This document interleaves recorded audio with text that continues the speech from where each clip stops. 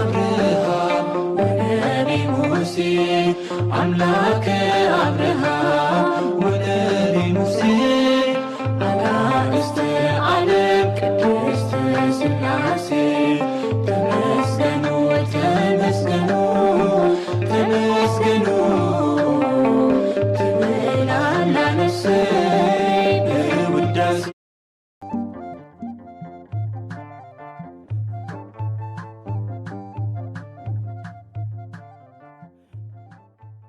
በስመ ሥላሴ በስመ አብ ወወልድ ወመንፈስ ቅዱስ አሐዱ አምላክ አሜን። ሰላም እግዚአብሔር አምላክ ምስ ኩላትኩም ይኹን። ስድራ እግዚአብሔር አምላክ ከመይ ሓዲርኩም? ኣነ እግዚአብሔር ይመስገን። ክብሪ ይስፋሕ መድኃኔ ዓለም ኣቦይ ልዑል እግዚአብሔር አምላኽና ክሳብ ሰዓት እዚኣ ብጸጋን ብጥዕናን ዓቂቡን ሓሊውን ስለ ዘጽንሐና ክብርን ምስጋናን ኣምልኮን ውዳሴን ንዘለዓለም ንዑ ይኹኖ። ከምኡውን ነታረረት ህሊና ቅድስተ ቅዱሳን ንጽሕተ ንጹሓን ወላዲተ ኣምላኽ ወላዲተ ቃል ዝኾነት ቅድስቲ ኪዳነ ምሕረት ኣዴ ቅዱስ ወዳ ብዝሃባ ክብርን ምስጋናን ውዳሴን ይብጽሐያ። ከምኡውን ኩሎም ቅዱሳና እግዚአብሔር ኣምላኽና ብዝሃቦም ቃል ኪዳን ብዝሃቦም ጸጋ ከከም መዓርጎም ክብርን ምስጋናን ንዘለዓለም ንዖም ይኹን ኣሜን። 10 ለካቲት ናይ ዕለቱ ስንክሳር ድሰምዕ ዘንብብ ፍቕሪ ጎይታ ኣብ ልቡ ይዕንብብ ሓለዋን ጸሎትን ናይ ቅዱሳን ድማ ይረክብ። ዝክረ ጻድቅ ለዓለም ይሄሉ ዝኽሪ ናይ ጻድቕ ንዓለም ይዝነብር ኣሜን። ንቅዱሳን ተማሕፀኑ ካብ ኩሉ ክፉእ ዘበለ ክድሕኑ ኣሜን። በስመ አብ ወወልድ ወመንፈስ ቅዱስ አሐዱ አምላክ አሜን። ብመስቀል ዝምካሕ አሜን ይበል።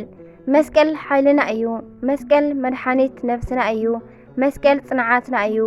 አይሁድ ከሓዱ ሲኦል ወረዱ ንሕና ግና ኣመና ነቶም ዝኣመና ብሓይሊ መስቀሉ ድሓና ክንድሕን እውን ኢና አሜን። አማን በአማን ብሓይሊ መስቀሉ ንድሕን። ጸጋ መስቀል ጎይታናን ኣምላኽናን መድኃኒናን ኢየሱስ ክርስቶስ ምስ ኩላትና ደቂ ተዋህዶ ኣፍቀርቲ መስቀል ይኹን። በረኸትን ረድኤትን ናይ ቅዱስ ሐዋርያ ያዕቆብን ወልደ ኤልፊዮስ ምስ ኩላትና ይኹን።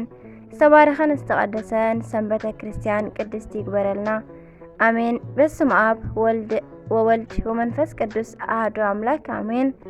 ለካቲት 10 ወዲ ኤልፊዮስ ሐዋርያ ቅዱስ ያዕቆብ ብሰማዕትነት ዓረፈ። ናይ አንጾኪያ ንጉስ ወዲ ኑማርያኖስ ዝኸበረ ቅዱስ ዮስጦስ ምስ ሰበይቱ ቅድስቲ ታውክልያ ምስ ወዱ ቅዱስ አቦሊ ንሰማዕትነቶም ብጭንቅን ብመከራን ፈጸመ። ብገድሊ ተጸሚዱ ዝነበረ ናይ ኩሎም ዓለም መምህር ዝኾነ አባ ኤስድሮስ ዕረፍቲ እዩ። አባ ፌሎ ዝተባሃለ ናይ ሃገረ ፋርስ ኤጲስቆጶስ እውን በዛ ዕለት ብሰማዕትነት ዓረፈ። በረኸቶም ይሕደረና። አባ ፌሎ ነዚ ቅዱስ አቦ ጣዖታት ዘምልኽ ናይ ፋረስ ንጉስ ንእሳት ክስውእን ናብ ፀሓይ ድማ ክሰግድን አገደዶ። ኤጲስቆጶስ አባ ፌሎ ድማ ብጎይታና ብምእማን ንናይ ንጉስ ትእዛዝ አቃለለ። ንጉስ ድማ ሒዙ ዓብይ ስቃይ ምስ ኣሳቀዮ በዛ ዕለት ንርእሱ ብሰይፊ ቆረጾ። አባ ፌሎ ድማ ኣብ መንግስተ ሰማያት ናይ ሰማዕትነት አክሊል ተቀበለ። ንአባ ፌሎ ረድኤት በረኸቱ ይሕደረና ብጸለቱ ይምሓረና አሜን። ገድለ ሐዋርያ ያዕቆብ ወልደ ኤልፊዮስ።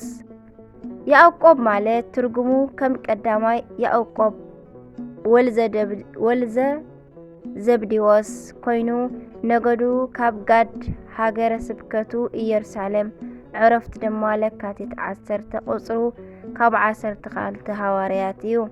ሐዋርያ ያዕቆብ ምንም እኳ ናብቲ ዕንፀይቲ ውድቕ ክገብሩ ከለው ዕጫ ማለት እዩ ክገብሩ ከለው ኢየሩሳሌም ከም ዝበጽሓቶ እንተዘይ ተገልጸ ስብከተ ወንጌል ዝጀመረላ ግን ኢየሩሳሌም ከም ዝኾነት ተፈሊጡ ኣሎ።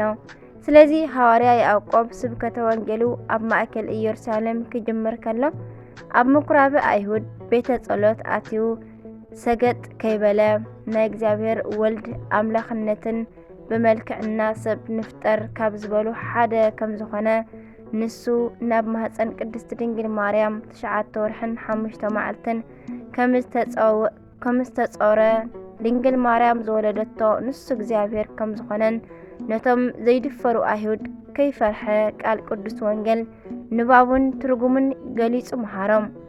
ዮሐንስ ምዕራፍ 1 ፍቕዲ 1-5 ምስዚ ኣተሓሒዙ ከኣ ናይ ክርስቶስ ልደቱን ጥምቀቱን ሞቱን ትንሣኤኡን ዕርገቱን ረቂቕ ምስጢረ መለኮቱን ካልኣይ መጺኡ ከከም ግብሩ ከም ዝፈረድን ምስ ኣረድኦም ኣብ ኢድ ጸላእቱ ዝወድቀላ ሰዓት በጽሐት።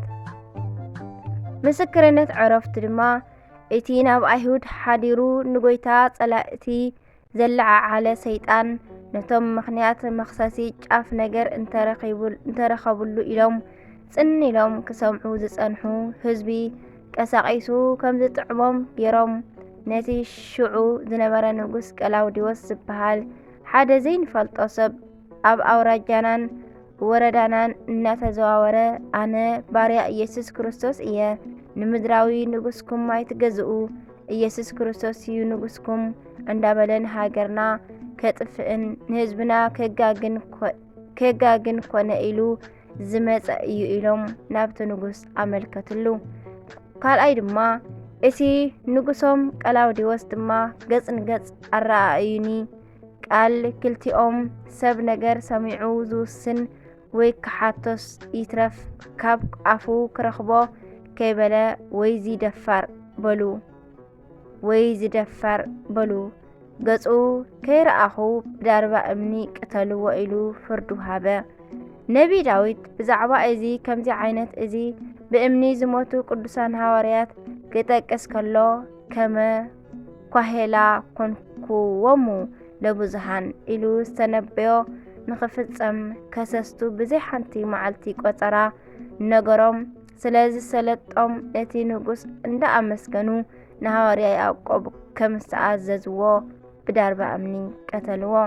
ማቴዎስ ምዕራፍ 10 ፍቕዲ 18 መዝሙረ ዳዊት መዝሙር 70 ፍቕዲ 7 ግብረ ሃዋርያት ምዕራፍ 1 ፍቕዲ 8 ሳልሳይ ድማ ብድሕሪዚ ከኣ እቶም ከሰስቱ እንቋዕ ደኣ ቀተልናዩ እምበር ሕጅስ ሞት ከም ኣዳም ኢሎም ፋሕ ምስ በሉ እቶም ምእምን መጺኦም ከምቲ ንእስጢፋኖስ ብጻዩ ዝተገብረሉ ሓዘኑሉን ኣብ ውሽጢ ቀጽሪ ቤተ መቕደስ ኢየሩሳሌም ድማ ቀበርዎን። በረኸቱ ረድኤቱ ምስ ኩልና ህዝበ ክርስቲያን ይኹን፣ ብጸሎቱ ይምሓረና ኣሜን። ኣባ ኤስድሮስ ናይ ቅዱስ ወለዲ ኣብ ሃገረ ምስር ዝኸበሩ ሃብታማት እዮም። ንሊቃነ ጳጳሳት ንኣባ ቄርሎስን ንኣባ ቴዎድሮስን ድማ ኣዝማዶም እዮም። ብዘይ ኤስድሮስ ድማ ውላድ ኣይነበሮምን። ኩሉ ናይ ቤተ ክርስቲያን ትምህርቲ ድማ መሃርዎ። ደጊሙ ድማ ናይ ዮናናውያንን ናይ ፍልስፍና ትምህርትን ናይ ከዋክብቲ ኣካይዳን ተምሃረ። ብፍልጠቱን ብጥበቡን ድማ ካብ ብዙሓት ልዕል በለ። ብገድሊ ዝተጸምደ ትሑትን ተጋዳልን ከኣ ኮነ። ኣብ ሃገሩ ዘለዉ ሰባት ድማ ስለኡ ኣብ ሰምዖ ጊዜ ኣብ ልዕሊ ሃገረ እስክንድርያ ሊቀ ጳጳሳት ገይሮም ክሸምዎ ምስ ኤጲስቆጶሳት ተማኸሩ። ንሱ ድማ ነዚ ምስ ሰምዐ ብለይቲ ወፂኡ ሃዲሙ ፈርማ ናብ ዝበሃል ገዳም ኣተወ። ደጊሙ ድማ ካብኡ ወፂኡ ኣብ ውሽጢ ሓደ በዓቲ ኣትዩ ብዓቢ ተጋድሎ ብዙሕ ዘመን ነበረ። ብጣዕሚ ብዙሕ ድርሳናትን ተግሳጻትን ድማ ጸሓፈ። ካብኡ ድማ ስለ ነገስታትን ስለ መኳንንትን ዝበጽሖም ኣለዉ። ንኹሉ ናይ ቤተ ክርስቲያን መጻሕፍቲ ብሉያትን ሓዲሳትን ተርጎመ። ናይ ሊቀ ናይ ኣባ ኤስድሮስ ናይ መጻሕፍቲ ቁጽሪ 18,000 እዩ። እዘን ድርሳናትን ተግሳጻትን ድማ ናብ ሊቃነ ጳጳሳትን ኤጲስቆጶሳትን ዝተለኣኻ መልእኽታትን እየን። ነዚ ጽቡቕ ስራሑ ምስ ፈጸመ ናብ ሽምግልና በጺሑ ንእግዚአብሔርን ኣደሲቱን ኣገልግሉን በዛ ዕለት ብሰላም ዓረፈ። ናይ ኣባ ኤስድሮስ ረድኤት በረኸቱ ይሕደረና፣ ብጸሎቱ ድማ ይምሓረና ኣሜን። ቅዱስ ዮስጦስ ብሰማዕትነት ዝዓረፈ ናይ አንጾኪያ ንጉስ ወዲ ኑማርያኖስ ዝኸበረ ቅዱስ ዮስጦስ ዓብዪ ናይ አንጾኪያ ንጉስ ኑማርያኖስ ኣብ ውሽጢ ውቅእ ኣብ ዝሞተ ጊዜ ወዱ ቅዱስ ዮስጦስ እውን ኣብ ካልእ ቦታ ኣብ ውግእ ስለ ዝነበረ መንግስቲ ድማ ብዘይ ንጉስ ተረፈት። ናይ ቴዎዶስዮስ በናድልዮስ ኣቦ ሲድራኮስን ቅዱስ ፋሲለደስን ዲዮቅልጥያኖስን ነጊሱ ሃይማኖቱ ስጋብ ዝኸሓደ ናይ መንግስቲ ምሕደራ ይመርሑ ነበሩ። ኣብ መወዳእታ ዓብዪ ናይ አንጾኪያ ንጉስ ኑማርያኖስ ድማ ናይ ፋርስን ናይ ቁዝን ሰባት ብውግእ በርቲዖም ኣብ ዝመፅሉ ጊዜ ንቅዱስ ፋሲለደስን ንህርማኖስን ፀዊዑ በሉ ኣነን ዝተረፉ ሰራዊትን ኬድና ናይ ቁዝ ሰባት ክንዋግኦም ስለ ዝኾንና ንስኹም ድማ ነዚ ቤተ መንግስቲ ሓሉ ደቀይ ንዓኹም ሓደራ ሂበ ኣለኹ በሎም። ንጉስ ድማ ናይ መንግስቲ ልብሲ ኣውሊቑ ዘውዱ ኣውፂኡ ተራ ልብሲ ለቢሱ ክዋጋእ ከሎ ብጦር ብኹናት ተወጊኡ ሞተ። ነገር ግን ናይ ቁስ ሰባት ኣይፈለጥዎን። ውግእ ኣብ ዝተቋረፀ ጊዜ ናይ ሮም መንግስቲ ብዘይ ንጉስ ንበይና ተሪፋ 1 ዓመት ሙሉእ ቅዱስ ፋሲለደስን ህርማኖስን ናይ መንግስቲ ሕግን ስርዓትን እንዳሓለዉ ነበሩ። ናይ ቁስ ሰባት ድማ ናይ ሮም መንግስቲ ብዘይ ንጉስ ምዃና ምስ ፈለጡ ደጊሞም ከጥፍእዋ ብኣፅዋር በርቲዖም መፁ። ናይ ሮም ሰባት ድማ ተኣኪቦም ንቅዱስ ፋሲለደስ ናብ ትሕትና ናብ ዘለዋ ግዝኣታትን ናብ ግብፅን ተዋጋእቲ ምእንቲ ክልእኩልና ንሕተቶም በልዎ። መኳንንቲ ናብ ግብፂ ወሪዶም ብኣፅዋር ሓያላት ዝኾኑ ሰባት ሒዞም ተመለሱ። ካብ ግብፂ ካብ ዘምፅእዎም ሓያላት ሰባት ድማ ካብ ላዕላይ ግብፂ ስሙ ከርቢጣ ዝበሃል ኣጣል ዝሕሉ ሓደ ሓያል ሰብ ናብ አንጾኪያ ኣምፅኡ። ቅዱስ ፋሲለደስን ሄርማኖስን ድማ እዚ ሰብ ዘፈርሕ ብስራሑ ሓያል ጉልበቱ ጽኑዕ ጨካን ምዃኑ ሪኦም ኣብ ልዕሊ ናይ ንጉስ ፋርስ ባልደራስ ወይ ሹም ገይሮም ሸምዎ። ድሕሪ ቁሩብ ሃዋርሕ ድማ ዓባይ ጓል ንጉስ ኣብ ቤተ መንግስቲ ኮይና ብመስኮት ኮይና ትወፅእ ናብ በዓቱ ከኣቱ ከሎ ደረቱ ሪኣ ብሃፀ ዝሙት ተነዲፋ ብጣዕሚ ፈተወቶሞ።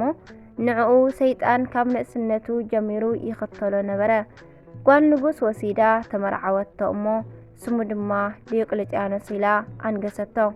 ስለዚ ድማ ዲዮቅልጥያኖስ ድሕሪ ምኽሓዱ ሰይጣን መሕደሪኡ ገይርዎ ካብ 470,000 ንላዕሊ ዝኾኑ ክርስቲያን ብግፍዕን ብሰማዕትነትን ዝቐተለ እዩ። ወዲ ንጉስ ቅዱስ ዮስጦስ ውግእ ኣሸኒፉ ብዓወት ናብ መንግስቲ ከም ኣብ ዝተመልሰ ጊዜ ዲዮቅልጥያኖስ ንጎይታና ክሒዱ ንጣዖታት ከምልኽ ስለ ዝረኸቦ ብጣዕሚ ሓዚኑ ሰማዕት ምእንቲ ክኸውን ተመነየ። ደቂ ዓዲ ናብ ዮስጦስ ቀሪቦም ንሕና ንዲዮቅልጥያኖስ ክንቀትሎ ኢና፣ ንስኻ ኣብ ናይ ኣቦኻ ዙፋን ተቐመጥ በልዎ። ንሱ ግን ካብ ናይ ምድራዊ መንግስቲ ንላዕሊ ሰማያዊ መንግስቲ ስለ ዝመረፀ እሺ ኣይበሎምን። ብጎይታና ስም ሰማዕት ምእንቲ ክኸውን ደኣ መረፀ እምበር ኣብ ቅድሚ ንጉስ ዲዮቅልጥያኖስ ቀሪቡ ድማ ስለ ናይ ጎይታና ኽብሪ መስከረ። ንጉስ ድማ ገና ምስ ረኣዮ ብጣዕሚ ፈሪሑን ሰንቢዱን ጎይታ ዮስጦስ እዚ ንኽትገብር ዘገድደካ መን እዩ በሎ። ቅዱስ ዮስጦስ ከዓ ንኸሓዲ ንጉስ ብምስክርነተይ ደመይ ምእንቲ ከፍስስ እንተዘይፅሒፍካ ንህዝቢ ኣብ ልዕሊኻ ኣላዒለ ካብ መንግስትኻ ከም ዘውፅአካ ብጎይታይን ኣምላኸይን ኢየሱስ ክርስቶስ ስም ይምሕላ ኣለኹ በሎ። ዲዮቅልጥያኖስ ድማ እንዳፈርሐ ናይ ዮስጦስ ፍቓድ ምእንቲ ክፍጽመሉ ምስ ሰበይቱ ምስ ታውክልያን ምስ ወዱ ምስ ኣቦልን ናብ ግብፂ ምእንቲ ክወስድዎም ኣዘዘ። ንኸሓባ ብሎ ድማ ንናይ እስክንድርያ መኮንን ፀሓፈሉ። ናይ እስክንድርያ ገዛኢ ብጣዕሚ ፈሪሑ ንዮስጦስ ጎይታ ዮስጦስ ከምዚ ኣይትግበር ንኣኻ ክብርኻ ይሐሸካ እንዳበለ ክረዳድኦ እንተፈተነ ቅዱስ ዮስጦስ ግን ናይ መንግስትኻ ክብሪ ከይትስእን ሰማዕትነተይ ይፈጽመለይ በሎ። ንሱ ድማ ፈሪሑ ናብ ላዕለዋይ ግብጺ ናብ ናይ እንዴና ገዛ ይለኣኾ። ምስ ኣገልገልቱ ሰበይቱ ንቅድስቲ ታውክልያ ናብ እትበሃል ሃገር ክልእኻ ከሎ ንወዱ ንኣቦሊ ድማ ናብ ሃገረ ብስጣ ለኣኾ። ካብ ኣገልገለቱ ድማ ምእንቲ ከገልግልዎም በማለት ሓደ ሓደ ሃቦም። ሰበይቱ ቅድስቲ ታውክልያ ድማ ሰማዕትነታ ብዓወት ፈጺማ ናይ ክብሪ ኣኽሊል ተቐበለት።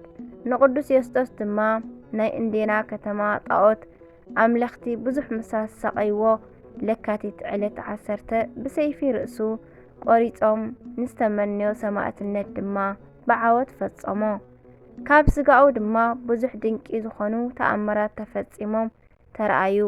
ንሕሙማት ድማ ዓብዪ ፈውሲ ኾነ። ሓምሌ 17 ድማ ናይ ቅዱስ ዮስጦስ ዝኸበረ ዓጽሙ ብኽብሪ ተረኽበ። ናይ ቅዱስ ዮስጦስ ረድኤት በረኸቱ ይሕደረና፣ ብጸሎቱ ድማ ይምሓረና ኣሜን። ለካቲት 10 ዝኽበሩ ዓመታዊ ናይ ቅዱሳን በዓላት ቅዱስ ያዕቆብ ሐዋርያ ወልደ እልፍዮስ፣ ቅዱስ ዮስጦስ ሰማዕት፣ ኣባ ኤስድሮስ ጻድቅ ዝሃገረ ፈርማ፣ ኣባ ፌሎ ሰማዕት፣ ቅዱስ ስምዖን፣ ቅዱስ ኒቆላዎስ። ወርሓዊ በዓላት ድማ ቅዱስ ዕፀ መስቀል፣ ቅዱስ ናትናኤል ሐዋርያ፣ ቅዱስ ኒቆላዎስ ዝሃገረ ሜራ፣ ቅዱስ ቆስጠንጢኖስ ጻድቅ ንጉስ፣ ቅድስቲ ኢለኒ ንግስት፣ አቡነ መልክዓ ክርስቶስ አሜን። ስንክሳር ድሰምዕ ዘንብብ ፍቅር ጎይታ ኣብ ልቡ ይሕንብብ። ሓለዋን ጸሎትን ናይ ቅዱሳን ድማ ይረክብ። ዝክረ ጻድቅ ለዓለም ይሄሉ፣ ዝኽሪ ናይ ጻድቅ ንዓለም እዩ ዝነብር። ካብ ኩሉ ክፉእ ዘበለ ክድሕኑ ንኹሎም ቅዱሳን ተማሕፀኑ አሜን። ዝወደቐ ዝነጠበ ቃል ኮነ ዜማ ፊደል በአፈ ቅዱሳን ትጉሃን መላእክት ይተኣርመለይ። ወስብሐት ለእግዚአብሔር ወለወላዲቱ ድንግል ወለመስቀሉ ክቡር አሜን አሜን ለይኩን።